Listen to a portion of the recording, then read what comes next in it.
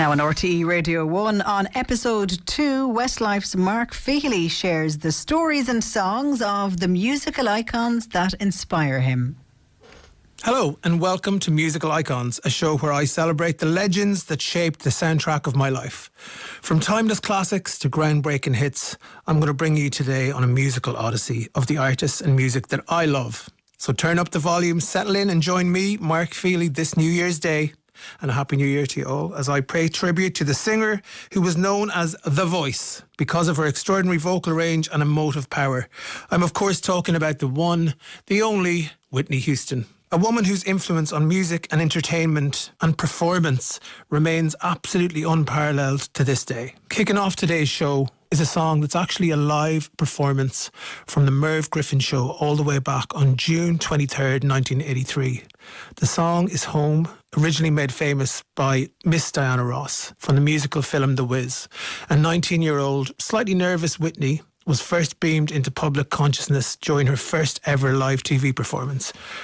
And I can't think of anybody better to introduce this next song than the one and only Mr. Clive Davis, who obviously discovered Whitney Houston and was there the night she sung on this live TV performance. So I'll let Clive take it away. Here we go.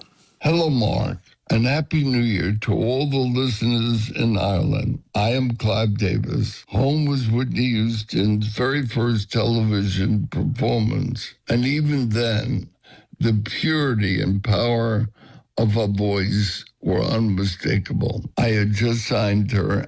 Well, even then, in 1983, you could feel history shining. Mark, I want you to know it's my personal pleasure to introduce Whitney Houston singing Home. And as Merv Griffin just said there, we won't forget that name, and nobody did forget it. Whitney Houston, a star was born. So that was Home, live on the Merv Griffin show. Next up, no stranger to this next song myself, actually, having performed it in an almost comical style on the Masked Singer show a few years back. Where I used two different voices, half robot, half rabbit. I don't know if anybody remembers Robo Bunny. Anyways, moving swiftly on from that, Whitney's 1985 version of Saving All My Love For You was of course much classier than mine, and it earned her first Grammy Award for Best Female Pop Vocal Performance in 1986. Here she is with that Grammy-winning vocal kicking off her career in style. Whitney's first #1 hit, it's Saving All My Love For You. This audio was recorded by Westlife International. No surprise whatsoever that she won a Grammy for that vocal, and once again, Whitney's star just continued to rise. Next up, Whitney released The Greatest Love of All in March 1986. Now, she wasn't the first person to record this song. It was actually originally written for a movie about Muhammad Ali's life and recorded by George Benson. Whitney's version, however, became the one that we all know. And actually, some critics denounced this song as a little bit uninspired and treacly, which is absolutely outrageous, if you ask me. Her sheer power and finesse that gave the song's message of self-worth, astounding resonance and conviction became the musical centrepiece of her album, and just once again, an absolute work of art. This is Whitney Houston, The Greatest Love of All. Oh, another wow performance and vocal by Whitney. Released in 1987, this next song was the bubbly crossover mainstream anthem and smash hit that really concreted her position as queen and ruler of popular music at the time. I know I'll personally never forget being a 7-year-old girl dancing around my bedroom to this song, singing along to this absolute banger, again winning Whitney the Grammy for Best Female Pop Vocal Performance in 1988. This is a song that we could never, ever, ever grow tired of. A song that's still played to this day on the radio all over the world. This is I Want to Dance with Somebody. This audio was recorded by Westlife International. That was, of course, I Want to Dance with Somebody, and Whitney Houston and the Whitney Houston machine had truly arrived at that point. This next song marked a bit of a stylistic shift for Whitney. She moved into a more contemporary R&B, New Jack Swing sound, and it actually really showcased her versatility across up-tempo, romantic ballads, gospel-inflected performances, and it just cemented her and her vocals and her place in pop R&B history. I'm Your Baby Tonight gave Whitney Houston her 8th #1 single on the US Billboard Hot 100, and the world absolutely loved it. Here it is. I'm Your Baby Tonight by the one and only Whitney Houston. Now, this next song I'm Every Woman, Whitney's version, of course, originally sung by Chaka Khan in 1978. Whitney idolised Chaka Khan and she wanted to record this song as a tribute. Chaka Khan actually sings backing vocals on the track. This is another dance floor filler. This is I'm Every Woman. I'm Every Woman, Whitney Houston, of course, with Chaka Khan on the backing vocals. Now, the next song is one of the Whitney songs. One of the songs that cemented her as one of the all-time iconic household names in the world. A powerhouse ballad from the Bodyguard soundtrack, which of course became the best-selling movie soundtrack of all time.